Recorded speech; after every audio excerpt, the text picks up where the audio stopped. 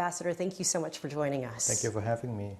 It has been 20 years since that devastating Indian Ocean tsunami where more than 225,000 people died in 14 different countries in that region.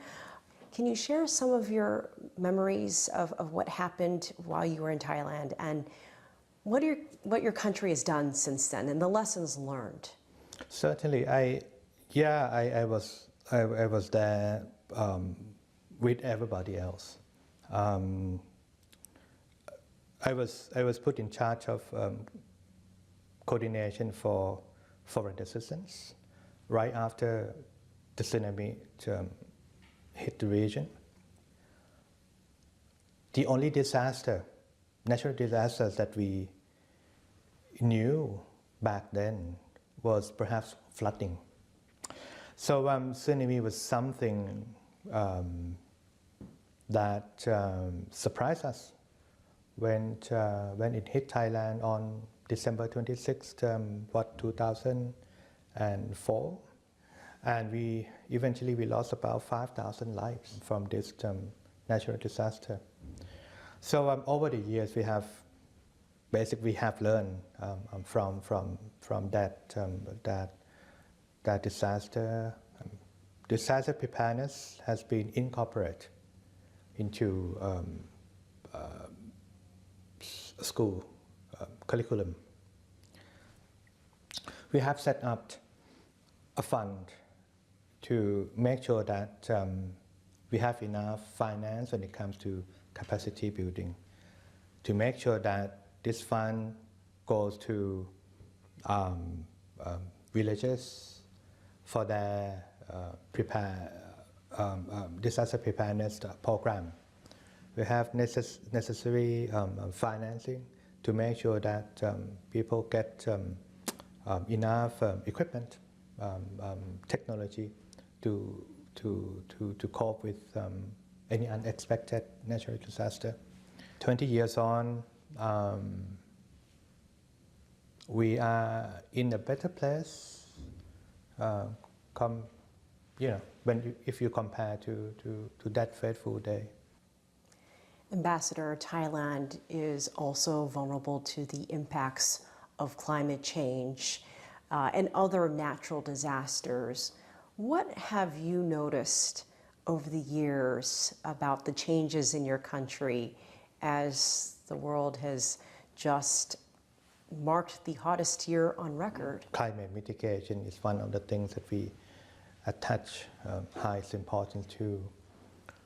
We are an active member of the UNFCCC, and Thailand has, I think this year we already submitted a national plan to make sure that we have enough framework for us to adapt to climate crisis. A couple of years ago, when Thailand hosted Asia Pacific Economic Cooperation (APEC), one of the main outcome documents focused mainly on what we introduce as the biocircular green economy. And this is part of our policy drive to make sure that we have an economy that is friendly to climate mitigation. We make sure that we recycle. We make sure that we go for green economy. Climate mitigation to me is a process. And you need to make sure that we and the rest of the world undertake this process in the same direction.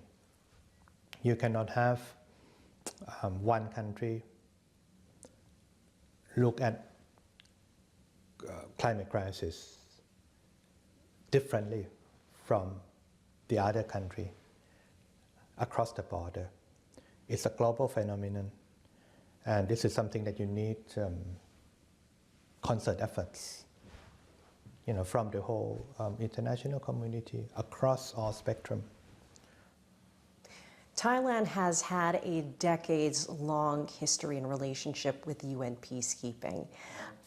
Talk to us a little bit about the focus of that, why it's been so important, and the status of your contributions right now. We have joined the United Nations peacekeeping operation since 1958.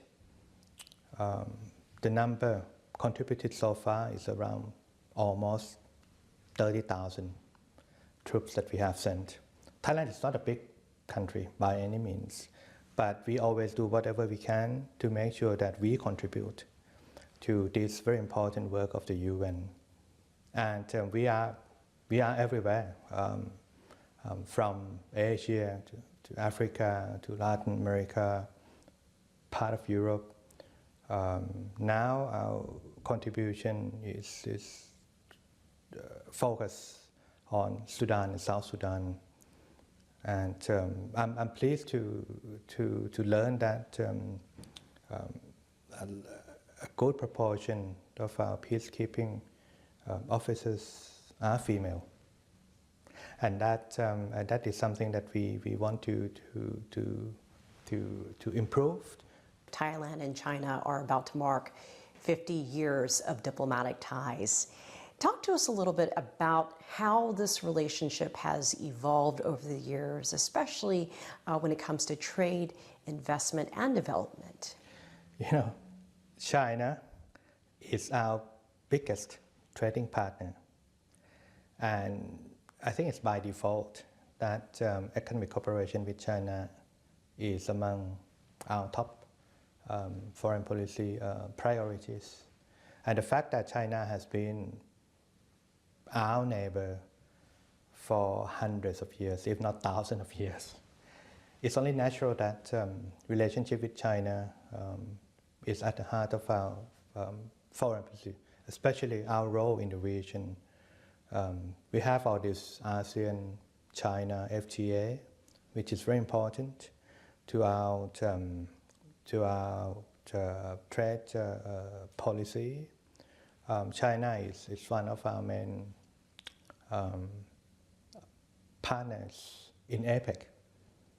And we cooperate with China on a great deal on a lot of projects under APEC. The Chinese investment in Thailand is huge. And we have become a base for Chinese production. So yeah, hugely important. Not to mention our famous tourism industry. Chinese visitors to Thailand, I think it's one of the biggest, if not the biggest, source of income for our tourism industry. So very important. Ambassador Chaivaivid, thank you so much for joining us. My pleasure. Thank you.